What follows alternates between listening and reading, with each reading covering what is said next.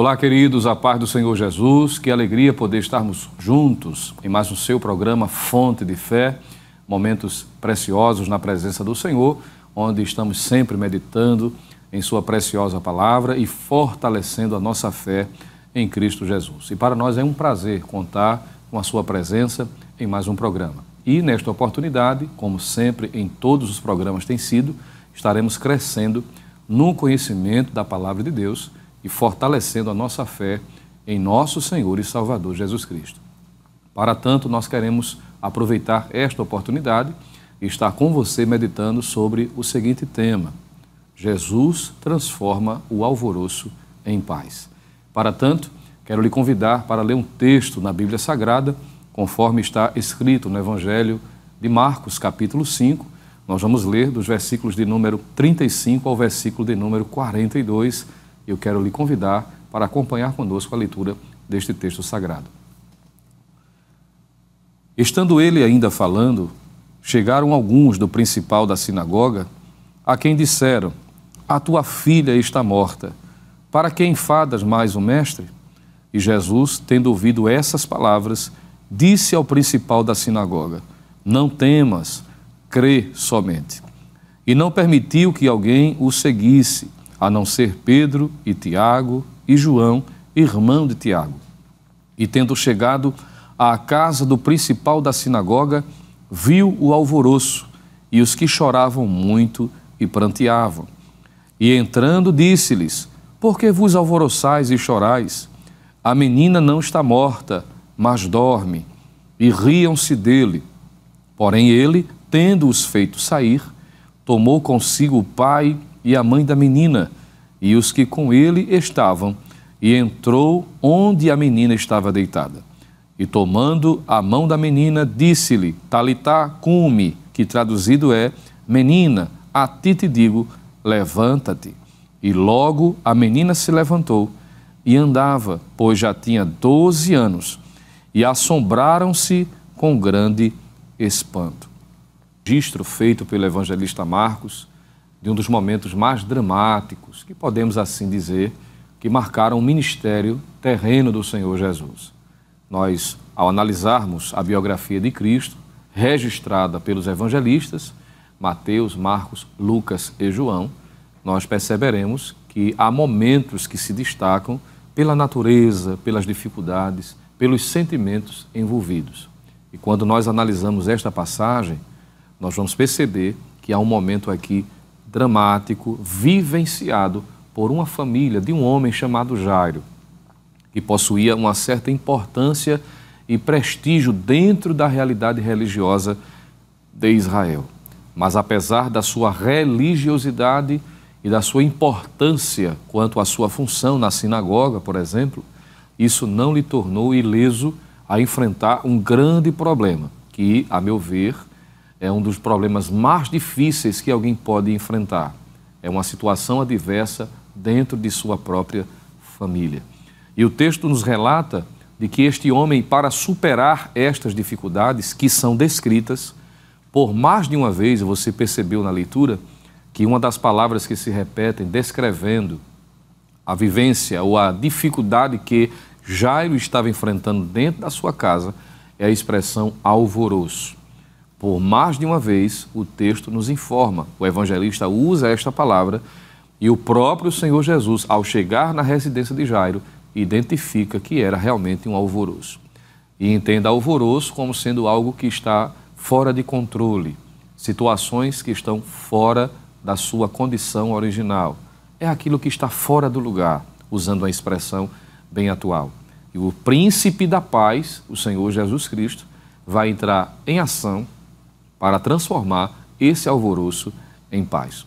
Mas para que isto fosse possível, nós analisamos primeiramente a circunstância ou a dificuldade que Jairo estava enfrentando. A necessidade de uma família, de uma ação extraordinária, de uma transformação de Deus em sua vida. Isso porque o texto nos ensina, nos mostra, nos relata, de que esta família foi acometida por uma provação de enfermidade na vida de sua filha. Jairo, diz o texto sagrado, percebe que a sua filha está em uma condição que, do ponto de vista humano, aos olhos humanos, é impossível ser revertido. A expressão que utiliza-se para descrever é que a sua filha estava moribunda. Isso indica a gravidade, embora não saibamos qual a natureza da enfermidade que aquela menina estava a enfrentar, mas pela preocupação e pela fala de Jairo, mostra um certo cuidado, indicando uma enfermidade gravíssima, a ponto de chamá-la de moribunda. O texto bíblico nos diz, portanto, que isso justifica Jairo, portanto, tomar atitudes louváveis, admiráveis, para que a situação fosse revertida. E eu acho isso aqui extraordinário. E Jairo tem muito a nos ensinar. Isso porque Jairo, no lugar de ficar de braços cruzados, de aceitar passivamente a derrota, a morte, a enfermidade daquela criança, da sua filha, que, se fôssemos usar uma linguagem atual, que tinha 12 anos, era uma adolescente, nós não sabemos se havia acabado de entrar na adolescência. O certo é que era alguém consideravelmente nova, ainda na flor da idade. E, do ponto de vista humano, talvez pela gravidade, pela circunstância da situação, Jairo podia ter todos os motivos racionais e lógicos de esperar a morte da menina sem tomar um posicionamento. Mas ele não permitirá, ele não vai se omitir, ele não vai ficar esperando passivamente a derrota.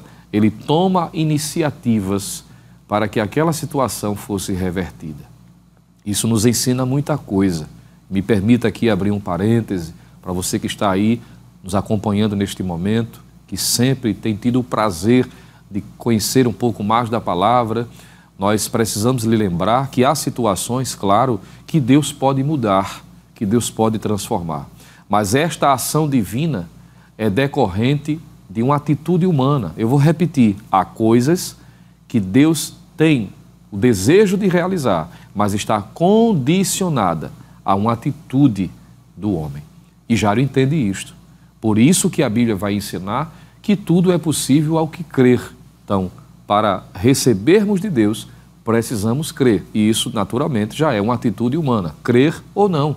Jairo, portanto, ele percebe que o futuro da sua filha, a sua família, ela depende inteiramente da graça divina, do poder de Cristo, em resposta à atitude de um pai que toma a sua postura em lutar pela sua família.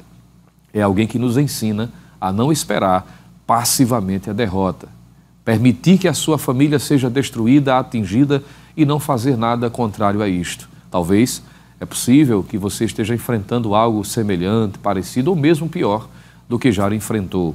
Mas receba pela palavra de Deus este incentivo, já que a Bíblia diz que a fé vem pelo ouvir e o ouvir pela palavra de Deus. Não desista da sua casa, não desista da sua família, sempre terá alguém dependendo da sua atitude. E Deus, em sua soberania, estabeleceu de que há atitudes que Ele deseja agir, realizar, tomar em relação favorável à sua casa, à sua vida, mas que só pode ser decorrente à sua atitude pessoal, como Jairo aqui fez. E a pergunta é, quais foram as atitudes que Jairo tomou? Ora, o texto é claro em nos dizer de forma destacada. Primeiro, se você voltar os seus olhos para o Evangelho, conforme escreveu Marcos, capítulo 5, versículo de número 22, a expressão bíblica assim nos diz: e eis que chegou um dos principais da sinagoga, por nome Jairo, e vendo-o, prostrou-se aos seus pés. A primeira atitude louvável que Jesus percebe em Jairo, que o texto faz questão de destacar, é que Jairo, como não cruzou os braços esperando passivamente a derrota, ele toma uma atitude que será um divisor de águas para que a sua filha receba o milagre tão esperado. É que ele procurou a Jesus, ele foi em busca de Jesus. Que coisa maravilhosa. Mesmo sendo um líder religioso, alguém que tinha certa importância e destaque na sociedade judaica, era um dos principais da sinagoga, conforme diz o texto, responsável pela manutenção da sinagoga, pelo bom andamento do trabalho, para convidar alguém, não é, para trazer o ensinamento, era um principal da sinagoga. E analisando esta realidade, O contexto histórico nos ensina que já na sinagoga Jesus não estava sendo tão bem aceito como era a princípio, exatamente por conta do seu posicionamento, pela mensagem pregada, o que alguns judeus ortodoxos batiam de frente, não entendendo a mensagem pregada pelo Senhor e Salvador Jesus Cristo. E ver Jairo tomando esta posição, abrindo mão do seu prestígio, correndo o risco de ser censurado, talvez até de ser penalizado em relação à sua função na sinagoga, ele abre mão de tudo isto para ir ao encontro daquele que ele entende ser capaz de realizar um milagre. Afinal de contas, está em jogo o bem-estar da sua família. E ele abdica, ele abre mão, renuncia todos os prestígios, mesmo correndo risco quanto à sua reputação. Ele vai em busca do Senhor Jesus. Que atitude louvável!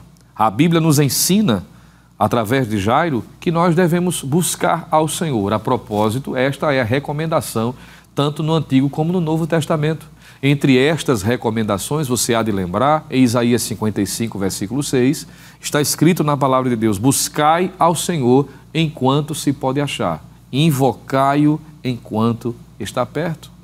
Jairo ensina que ele não espera a situação se agravar para não ter mais alternativa e ir ao encontro do Senhor Jesus. Não, quando ele percebe a gravidade da situação, ele de imediato corre em busca daquele que é poderoso para fazer um milagre. Veja que coisa maravilhosa. Ele não faz como a sua antecessora, conforme diz o texto, a mulher do fluxo de sangue, que aparece no contexto aqui, embora ela tome posteriormente a atitude de ir ao encontro do Senhor Jesus, mas antes disso, ela procura os seres humanos, os médicos, confiando neles. Claro, não estou dizendo com isto que a Bíblia está censurando a prática, não é, de procurar um especialista, não é nada disso. Mas o que se percebe, se empreende do texto, é que ela depositou, enquanto tinha dinheiro e condições, todos os seus recursos na medicina. O que ela deveria, claro, usar os meios naturais, mas, sobretudo, depositar sua confiança em Deus. Quando ela toma esta atitude, indo em busca do Senhor Jesus, recebe o milagre tão esperado depois de 12 anos de tanto sofrimento. Observe aqui que Jairo nos ensina a buscar primeiramente o Senhor, independente da situação. Isso significa dizer que buscar a Jesus não pode ser o último recurso, deve ser o primeiro, deve ser colocado como prioridade. Talvez você esteja enfrentando uma situação, obviamente, que você esperou agravar-se para depois tomar uma iniciativa. Mas ainda bem que a tomou, pois isto é possível trazer de Deus uma ação extraordinária. Mas aprendamos com a palavra do Senhor. Devemos, como Jairo, buscar primeiramente ao Senhor. Segundo lugar, observe que quando Jairo busca a Cristo, e nós podemos entender desta forma como sendo buscar alguém da maneira correta, buscar alguém que pode resolver, mas a forma que Jairo se aproxima de Deus, a segunda atitude aqui destacada, é que ele reconhece a divindade de Jesus e o adora. Ele reconhece a natureza de Cristo. Ele sabe quem está diante dele. Observe que o versículo no 22 diz que, ao vendo-o, prostrou-se aos seus pés. E prostrar-se aqui traz a ideia de reconhecer, de adorar.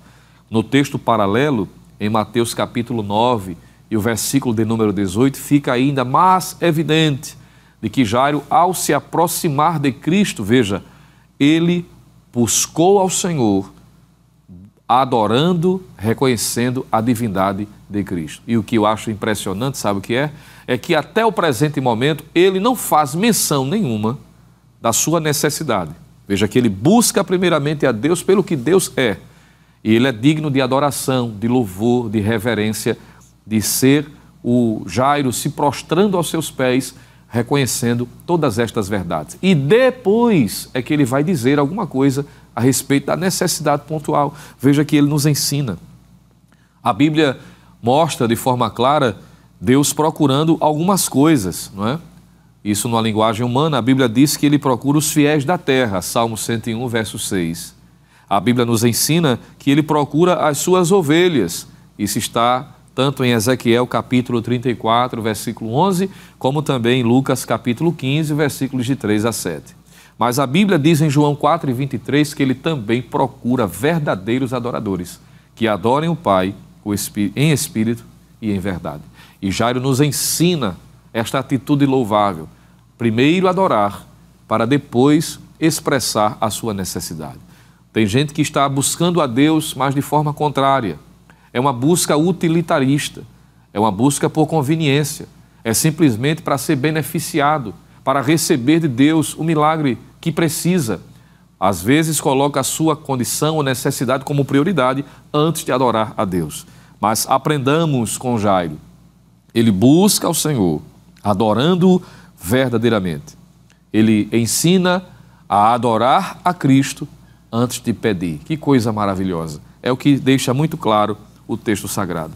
A mulher cananeia, que é um exemplo clássico também dentro desta verdade, ela foi ouvida exatamente porque priorizou adorar ao Senhor antes de pedir.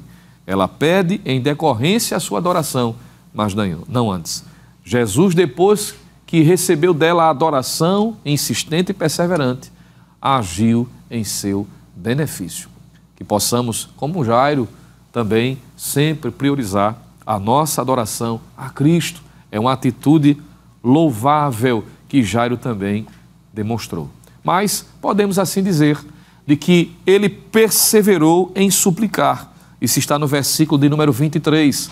Porque o que é interessante, o que é curioso, é que versículo 23 diz: e rogava-lhe muito. Veja essa expressão do versículo 23 de Marcos 5. Rogava-lhe muito. Rogar significa pedir de forma perseverante, insistente. Mostra o drama, a necessidade. Rogar é mais do que pedir. É pedir num tom de necessidade urgente. E diz o texto que ele fazia isso muito. Provavelmente, parece-me dar a entender no texto, sem forçar aqui a passagem, de que talvez de imediato Jesus não sofreu, ou seja, não ofereceu de imediato uma atenção que Jairo queria. Ele rogou insistentemente. Que atitude louvável. Ele não se deixa levar pela primeira dificuldade, ele insiste, ele persevera. Isso é algo precioso a nos ensinar. Nós estamos vivendo momentos, dias, em que o ativismo, o imediatismo tem também trazido influências para a vida religiosa e vida cristã. Me permita dizer, há muitas pessoas que se aproximam de Deus querendo resposta de imediato. E Deus pode responder imediatamente, sem sombra de dúvidas. Você lembra de Elias, por exemplo, quando lá no Monte Carmelo orou, pedindo para que Deus enviasse fogo do céu para que ficasse evidente quem era o Deus verdadeiro que deveria ser adorado? Veja, a oração de Elias foi curta, foi poderosa, foi objetiva e Deus atendeu instantaneamente. Mas mais na frente, quando ele ora para que o Senhor envie chuva, ele ora por mais de uma vez. Veja o contraste. O profeta que orou anteriormente e Deus respondeu de imediato, mas na frente, quando ora, ele busca ao Senhor mais de uma vez, pedindo para que o seu servo vá ao monte e veja se está vindo indício de que vem chuva, e isso por mais de uma vez. Isso nos ensina que nem sempre as coisas vão acontecer de imediato. Afinal de contas, ninguém tem a agenda de Deus na mão. Ora, Deus é soberano, Ele faz a hora que Ele quer, do jeito que Ele quer. Mas é o nosso dever, como o próprio Senhor Jesus nos ensinou, de orar sempre e nunca desfalecer. Jairo nos ensina a perseverar, a buscar, ensina a buscar insistentemente ao Senhor, independente das dificuldades, das lutas. Enquanto Deus não disser não, ora, existe a possibilidade de um sim. Então, nós temos também muito que aprender com este homem chamado Jairo, cuja atitude louvável também é de buscar ao Senhor insistentemente. Continue buscando, não desista, não deixe de pedir, porque a Bíblia diz que o que pede, recebe. Nós seguimos meditando no texto sagrado e vamos perceber de que, em decorrência a estas atitudes louváveis, ora, algumas coisas importantes vão acontecer. Jesus reage em meio à atitude de Jairo. A Bíblia diz, através do apóstolo Tiago, buscai ao Senhor, não é? Chegai-vos a Deus e Ele se chegará a vós. Na medida em que Jairo se aproxima de Cristo de forma reverente, de forma insistente, de forma humilde, reconhecendo a sua natureza e as suas limitações, a natureza de Cristo e as limitações de Jairo. Isso atrai a atenção e a resposta de Deus em seu benefício. E quando nós analisamos a passagem bíblica, nós vamos primeiro observar a ação de Cristo em resposta a esta decisão, a estas atitudes de Jairo em relação à circunstância. Primeiro, trazendo uma palavra de fé em um momento de aflição. Porque no versículo que lemos, versículo de número 35 e 36, diz que quando Jesus está indo em direção à casa de Jairo, chega uma notícia triste, desesperadora. É que alguém chega a Jairo e diz que não era mais para ele incomodar o mestre, porque a filha de Jairo já estava morta. E antes que Jairo pensasse, respondesse ou reagisse, não sabemos se uma lágrima verteu dos seus olhos, se o seu semblante decaiu, mas Cristo trouxe para ele uma palavra de fé, pois no versículo de número 36 diz: E Jesus, tendo ouvido essas palavras, disse ao principal da sinagoga: Não temas, crê somente. Ora, nenhuma exortação na Bíblia é sem finalidade. Se Jesus disse para ele: Não temas, é porque Cristo viu que aquela palavra contrária mexeu com o emocional de Jairo. Fez ele sentir um medo, um pavor. Sua filha havia morrido. E agora? Não tem mais o que fazer. Mas Cristo trouxe para ele uma palavra de fé. Não temas, creia somente. Ou seja, não tem nada perdido. Eu continuo aqui, Jairo. Eu estou aqui pertinho de você. O fato de ela ter morrido não significa dizer de que eu perdi o controle. Afinal de contas, uma pessoa dormindo e uma pessoa morta, para Deus é a mesma coisa. Glória ao nome de Jesus. Para Deus não tem dificuldades. Haveria, diz o texto lá no Antigo Testamento, alguma coisa difícil, impossível para o Senhor? Em Lucas 1:37 está escrito: porque para Deus não há nada impossível. Ora, para nós sim há dificuldades, mas para Deus não há nada impossível. E era isso que Jairo estava recebendo como uma palavra de fé ao coração. Jesus estava dizendo para ele: creia, não temas, creia somente. E esta palavra está ecoando também aos seus ouvidos nesta oportunidade. Deus está dizendo para você: continue crendo, não desista, receba esta palavra de fé. Segundo, uma palavra de esperança, pois no versículo 39 está escrito: E entrando disse-lhes: Por que vos alvoroçais e chorais? A menina não está morta, mas dorme. Uma palavra de esperança. Eu tenho a capacidade de restaurar, de mudar. Eu cheguei para transformar esse alvoroço. Era o que Jesus estava dizendo para aquela família. Glória a Deus. Está dizendo também para você neste momento. E, por fim, uma palavra de poder.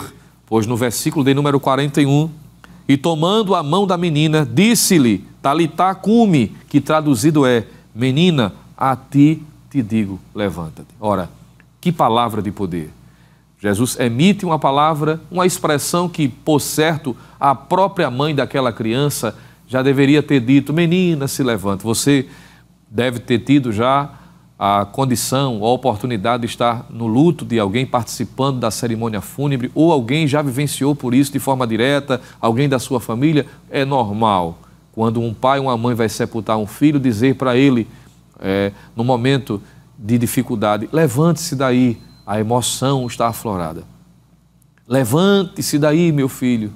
É uma expressão natural de quem está enfrentando a dificuldade. Mas a criança, o menino, a pessoa não se mexe. Mas quando Jesus diz, levanta, aí a palavra que está sendo dita é uma palavra de poder. E como eu disse, a vida e a morte está no poder de Deus, está debaixo do seu domínio. E ele trouxe a vida novamente àquela menina, restaurando ela à sua condição física e ao convívio de seus familiares. Jesus transformou o alvoroço em paz. E eu quero lhe dizer, sem medo de errar, à luz das Escrituras, que é isso que Deus tem agendado para a sua vida. E nós vamos orar, apresentando sua vida, sua família, crendo de que o Senhor já está transformando. Você acredita nisso? Receba esta palavra de fé, esta palavra de esperança, e aguarde também uma palavra de poder de Deus mudando a situação. Querido Deus e eterno Pai, Em nome de Jesus Cristo, teu Filho, queremos te louvar, te agradecer pela tua palavra, que é viva, que é eficaz, que penetra na divisão da alma e do espírito, pois tu conheces e sonda os corações de todos que estão a nos ouvir, Senhor, e que estiveram acompanhando este programa, recebendo a tua palavra. Fortalece-nos cada vez mais, ajuda os teus filhos que estão passando por dificuldades as mais variadas, aqueles que estão sendo açoitados pelas circunstâncias, sendo, ó Deus, confrontados pela triste realidade, ó Deus, ouvindo palavras negativas, mas a tua palavra que é poderosa, ela veio nesta oportunidade com o poder para restaurar. E cremos que o Senhor já está transformando este ambiente de alvoroço que os teus servos estão vivenciando em paz. Afinal de contas, tu és o príncipe da paz. A tua palavra é uma palavra de paz. Tu és, ó Deus, o Deus de paz, que a tua paz excede todo o entendimento, de forma que a paz e a tranquilidade possa inundar os corações neste momento. Pela tua palavra é o que te pedimos, em nome de Jesus. Amém. Amém. Glória a Deus. Nós louvamos a Deus por sua vida, em nome do nosso pastor e em nome de toda a Rede Brasil de Comunicação. Agradecemos pela sua participação, lembrando que você segue sendo edificado pela programação da nossa amada Rede Brasil e até o próximo programa, Fonte de Fé, se Deus assim permitir. Que a graça do Senhor Jesus Cristo, o amor de Deus, o nosso eterno Pai, a comunhão e as divinas consolações do Santo Espírito seja sobre sua vida, agora e para sempre. Amém.